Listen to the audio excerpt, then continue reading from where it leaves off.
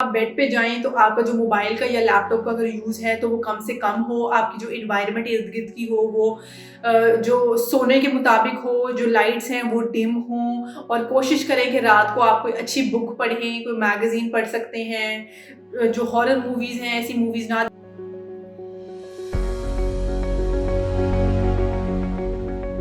अस्सलाम वालेकुम, I am doctor कंजा और आज की वीडियो में I am gonna tell you a very common issue जो कि हमारी प्रेग्नेंट फीमेल्स के अंदर बहुत कॉमन होता है एंड 78% ऑफ आर प्रेग्नेंट जो फीमेल्स हैं वो इसको फेस करी और इससे सफ़र करती हैं, which is known as insomnia.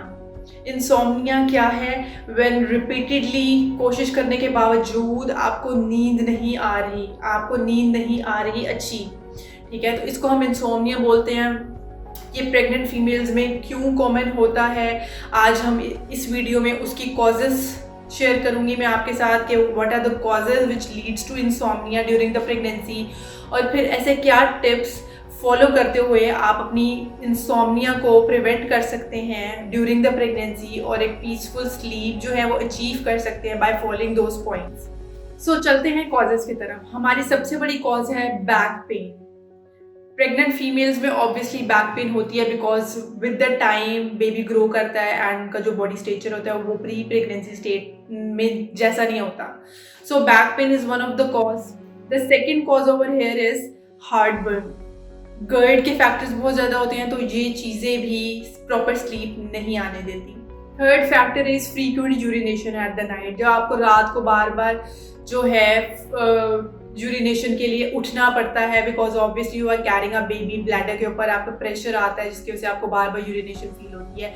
सो उसकी वजह से भी आपको प्रॉपर स्लीप नहीं आती। इसके अलावा due to hormonal imbalance, pregnant females में ऑब्वियसली प्रोजेस्टेरोन और एस्ट्रोजन लेवल हाई होता है एंड इसकी वजह से आपकी जीआई डिसऑर्डर्स होते हैं जो कि आपके हार्टबर्न करवा रहा था, और ओवरऑल फटीग, बॉडी पेन, ये सारी चीज़ें होती हैं।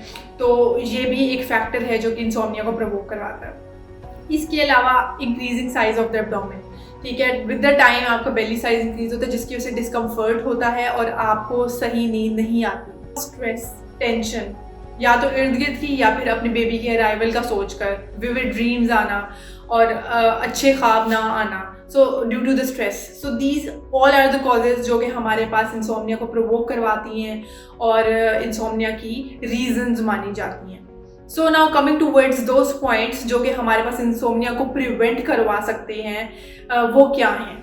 सबसे पहले आ जाती है आपकी पोजीशन। आपकी स्लीपिंग पोजीशन जो है वो बहुत ज़्यादा कंफर्टेबल होनी चाहिए।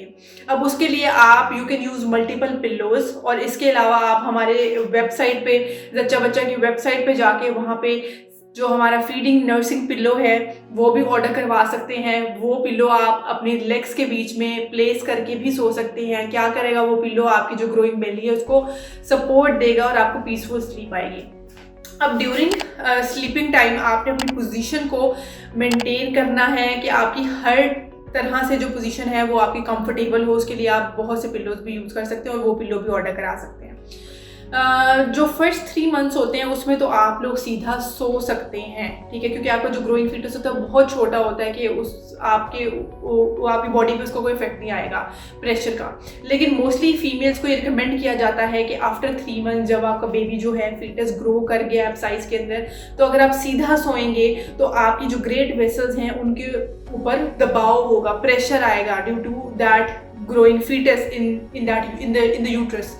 तो जिसकी वजह से ब्लड प्रेशर होने के फीमेल्स में चांसेस होते हैं जिसको हम प्रीएक्लेम्शिया बोलते हैं। ओवरऑल फीमेल की जो है स्लीप भी डिस्टर्ब होती है। तो हम फीमेल्स को कहते हैं कि आप लेफ्ट लैटरल होके, मतलब टिल्ट करके सोएं एक कंफर्टेबल पोजीशन में। अगर लेफ्ट लैटरल नहीं सो सकते तो आप राइट लैटरल की तरफ अपनी बॉडी की पोजीशन जो है वो करके सोएं।